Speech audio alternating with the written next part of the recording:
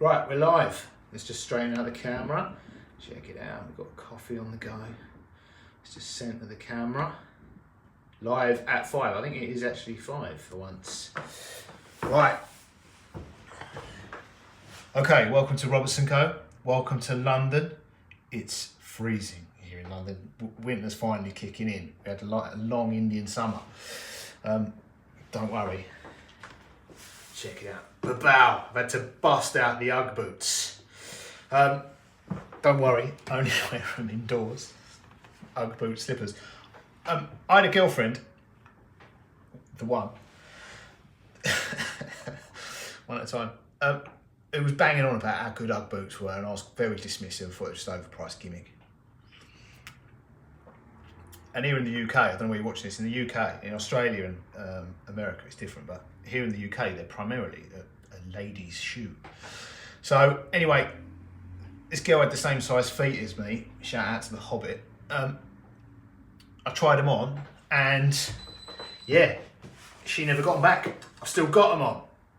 I mean, she plundered my soul and took that with her, but I got to keep the boots. So all's fair in love and war. Right, we're drinking coffee in an attempt to look more professional. No more beers and whiskey tasting. Coffee in snobby little cups. I've ordered a new block for this today. Yeah, so hopefully that'll come soon, and then the bench will be done, tidied. Today, live jewelry making session, we're going to make a 6-ring.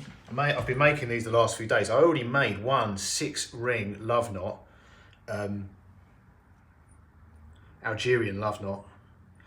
I only made one of the 6-ring version, one sample, and my mum came to help at work today, and she's currently wearing it. So yeah, that's gone and never coming back. So we need to make another one of those. I was going to make some more 18 karat gold rings, but we're going to make the 6-ring Algerian Love Knot, which is very popular with mums, and then, while that's pickling and cleaning, we can clean up the 18 karat gold wedding bands that we made yesterday, and then tomorrow we'll get back on the production of 18 karat gold wedding bands. Turn on the YouTube, copyright free music.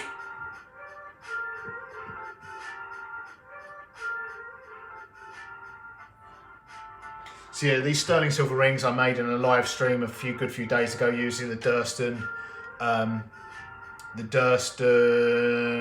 what would it be called? Jump ring forming tool. I'll show you these rings. Be a little close up.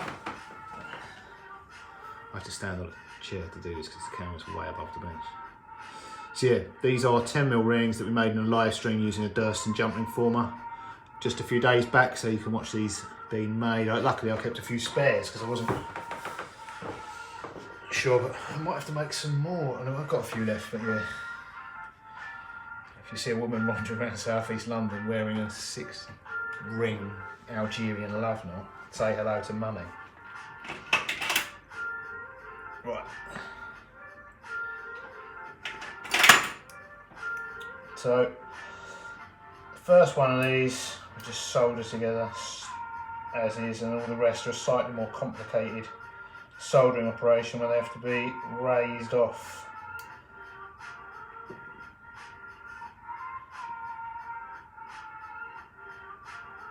Raised off the bench.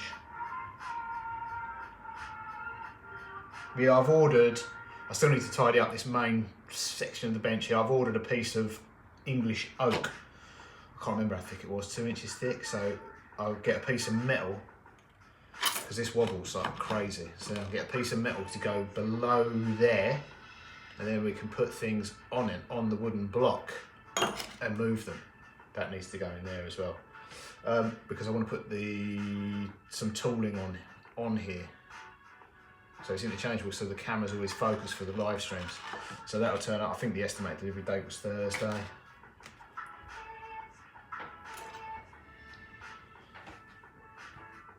So before then, I need to tidy this little mess up. It's been there. It's been building since 2019 when the bench was last cleaned for a video. If you look at the videos from 2019, like the long format ones, the place is spotless.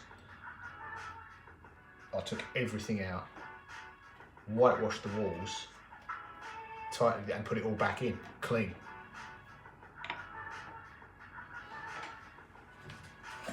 The world went to shit. Start of 2020 and that was that. We're back.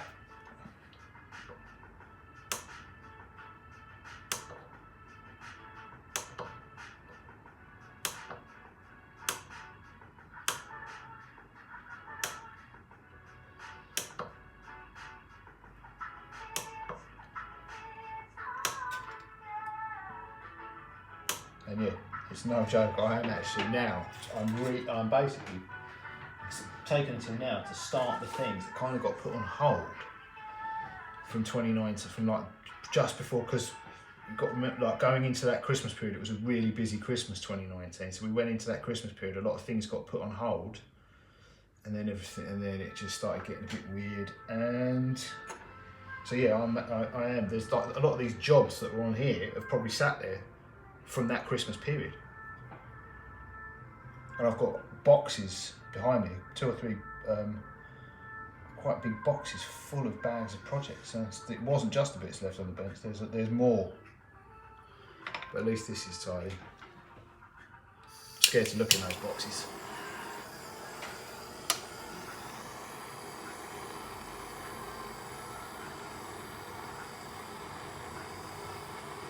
Some of them got entire collections in like a bag. There's a whole collection of Britannia silver,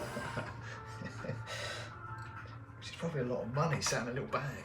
But yeah, I'll get around to it now.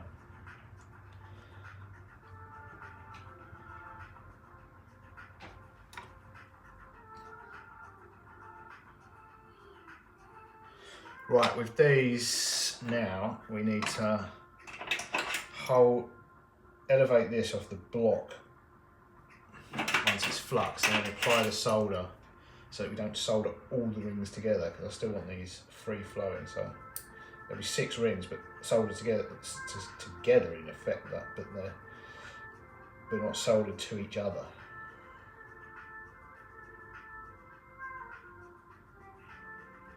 So to ensure we can just heat the joint that we want to apply the solder to. I'll do this with tweezers.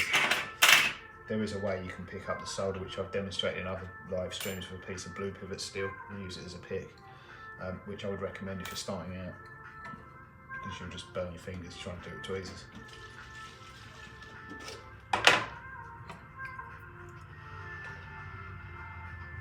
Until you're experienced at what colour the metal is when the solder's going to flow.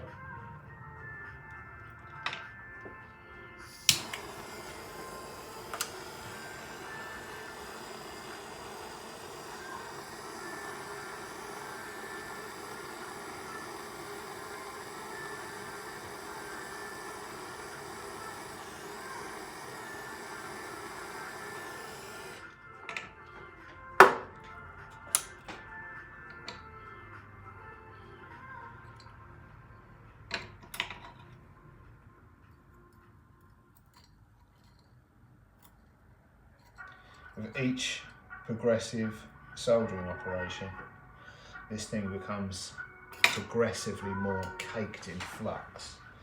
Like the first ring, by the end of this, will be twice the thickness.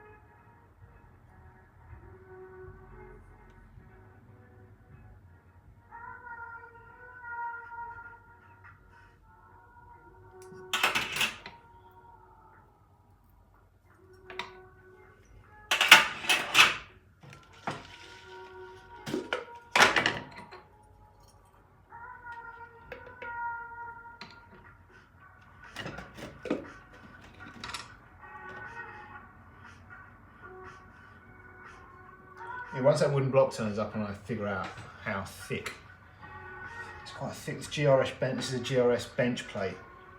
so they're screwed down to this. So I'll need to get a piece of metal stick. So that's quite thick steel. Probably 4mm, 5mm. I'll measure it. Yeah, I need to get a plate of something.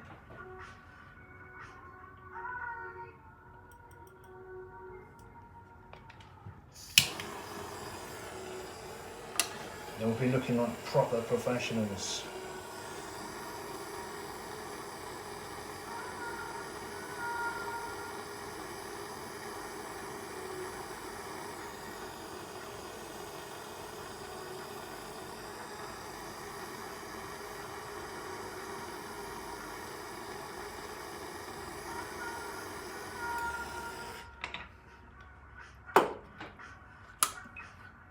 Sipping coffee.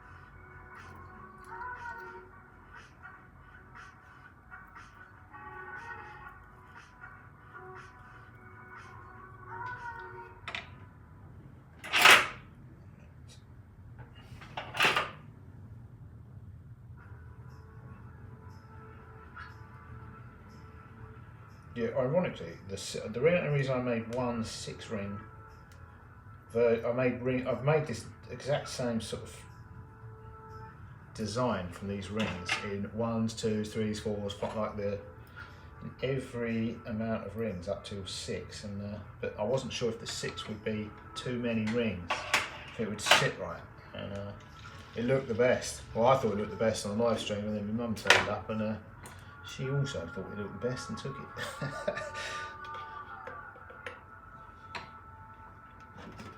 But yeah, all the rest I made, I think apart from, I don't know if I made multiples of the 4 and 5, but I made multiples of all the small ones. It goes back to this thing I keep saying, whatever I've got the least of is the most popular.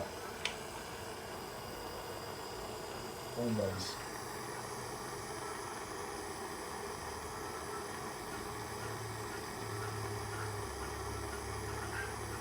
She always asks how much they cost, but I think that's just out of curiosity, because she doesn't pay for them.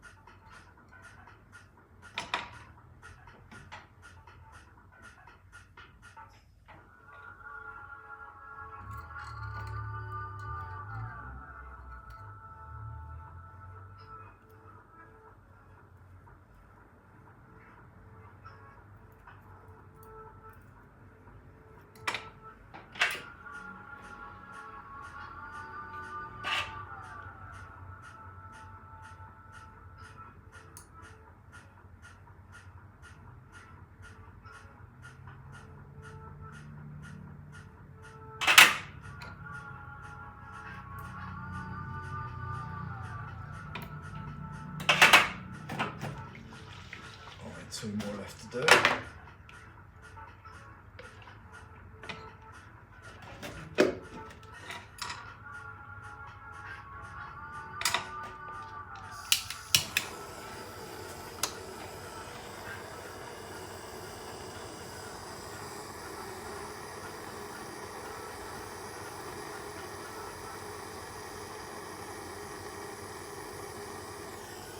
You might notice one thing, and that is the pace.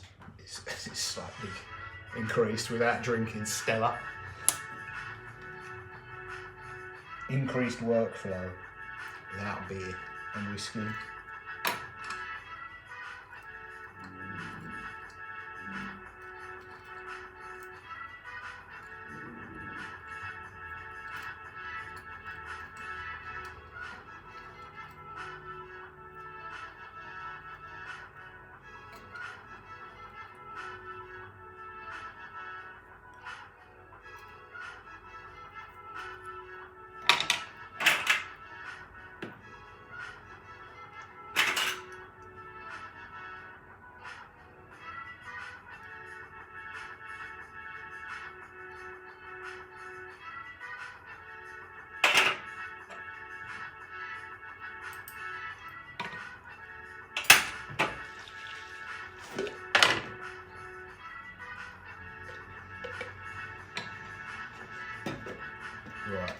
last one.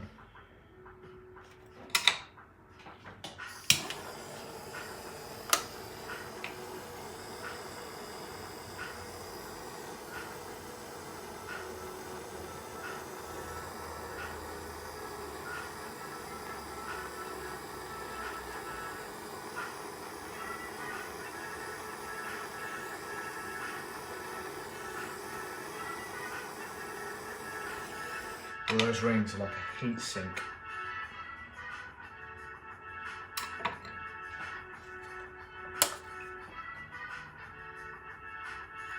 Flow. Not sure if that's flowed all the way through. With the weight of silver on it, it's and the steel tweezers.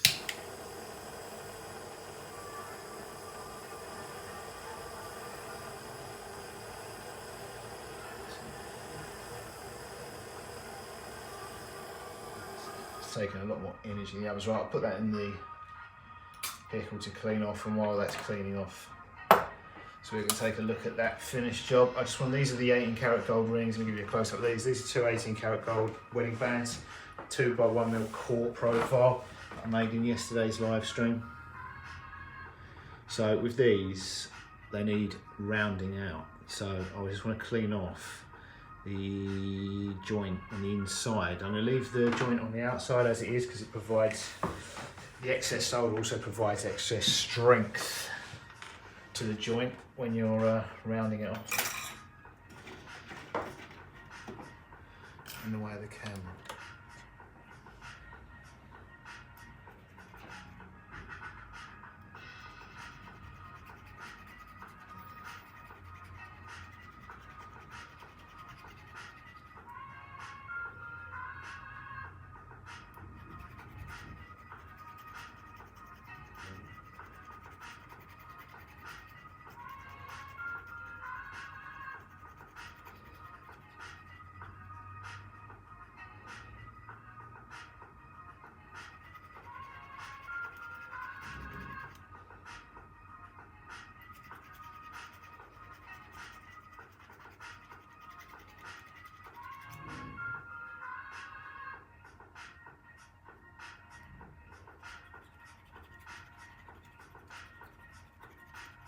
I don't want to take too much metal off these because they're new polish. I just want to make sure that they are good to go in terms of soldering, because they'll be fully polished, so polishing itself will take off a small amount of metal.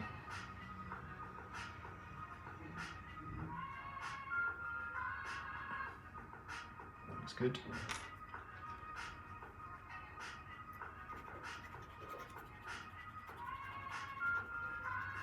Which I've got to be careful is because when you get machine made core profile and some flat cores, they have the way you can tell often is they always have, or most of them, if they're machined they have a flat edge. Whereas these are handmade wire, they actually have a complete oval profile, a rounded edge, there's no flat edge. No flat edges, which seems to be something that, a feature that escapes the ones that are turned on a lathe, that are extruded tubing and then turned on a lathe. That just seems to,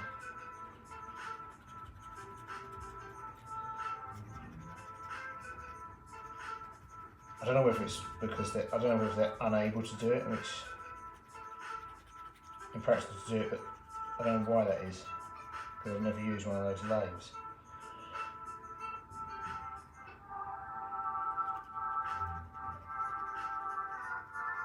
I mean, there's nothing wrong with the rings, don't get me wrong, there's nothing.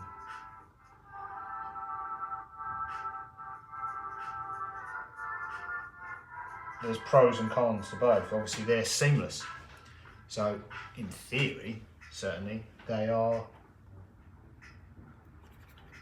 stronger, but, you know, but what they make up for, but then they're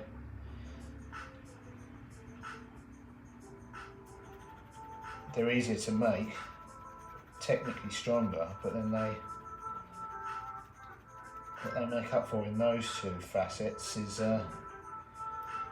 they lack in visual and the tactile appeal of a ring made from handmade wire. As long as you get the joint invisible.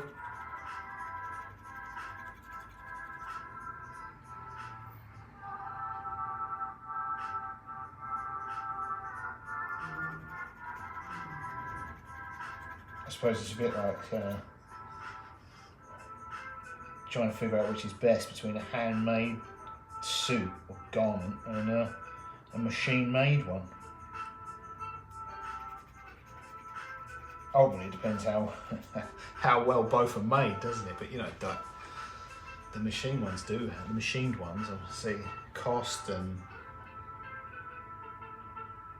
they're as perfect as the machine can be. Whereas the handmade ones will probably never be.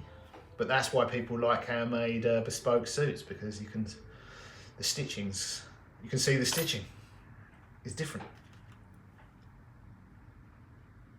Beauty's in the eye of the beholder. Right.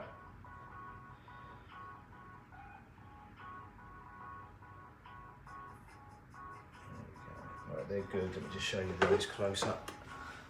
They're good on the inside, they're not good on the outside yet because we've got to round them off. Which I'm going to do now. Hope they don't crack, or we've got to resolder them.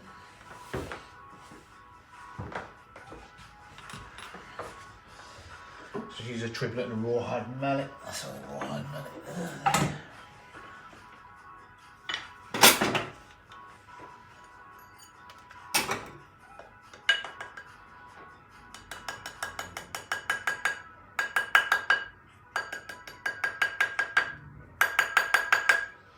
I will actually use a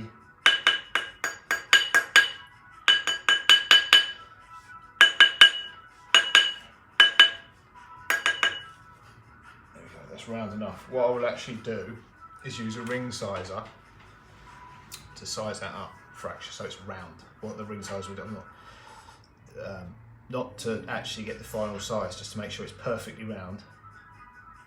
Then I'll take off the excess solder, which I'm not going to do on this live stream because it's not in this room. I'll use the ring stretcher, what they're technically known as and known for, but I'll actually use that to get a perfect round shape. Stretch it up, take the solder off, and then compress it down, which just gets them both perfectly round and perfectly flat. When I'm hammering these, I'm trying not to hammer on the actual joint itself, simply because there's excess solder on there, and it might, which I'm going to file off. I don't want to change the profile of the metal beneath it.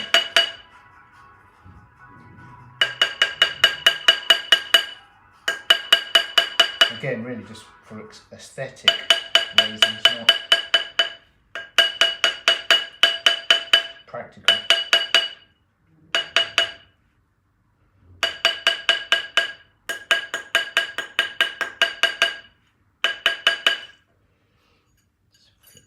Because these are tapered, you don't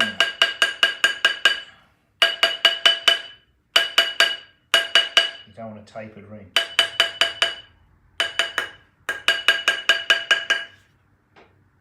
Right, that's round. It's not perfect round, but that's round enough to get on the die of a ring stretcher.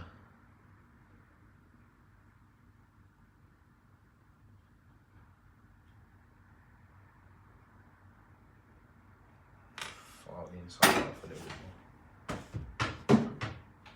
I can use a ring file on it now rather than a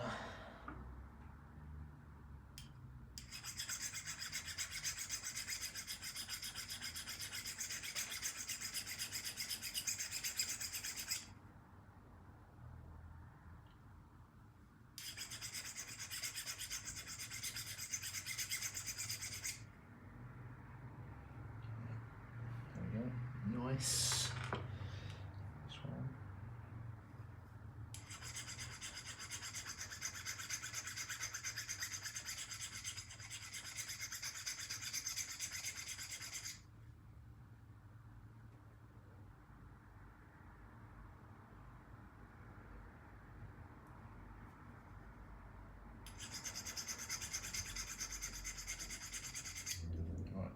lost the YouTube copyright-free music.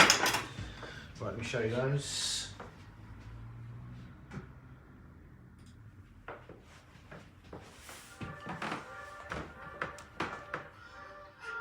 There we go.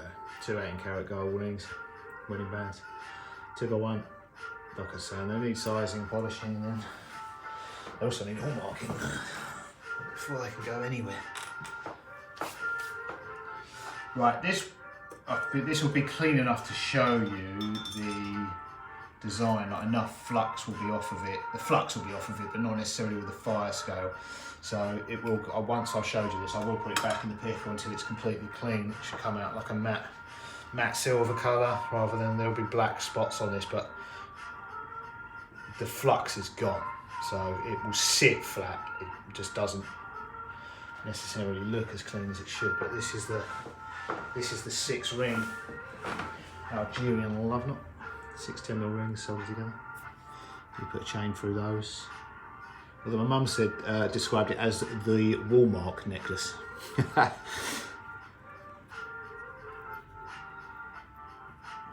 Looks like the Walmart. I'll have that one.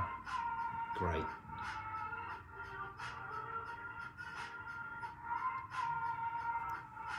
So yeah, that is what we needed to make back in the pickle. Finish off the coffee, and that is another tough day at the office. Right, thanks for watching, guys, and I will see you probably tomorrow in another live stream, in which hopefully regular professional service will resume.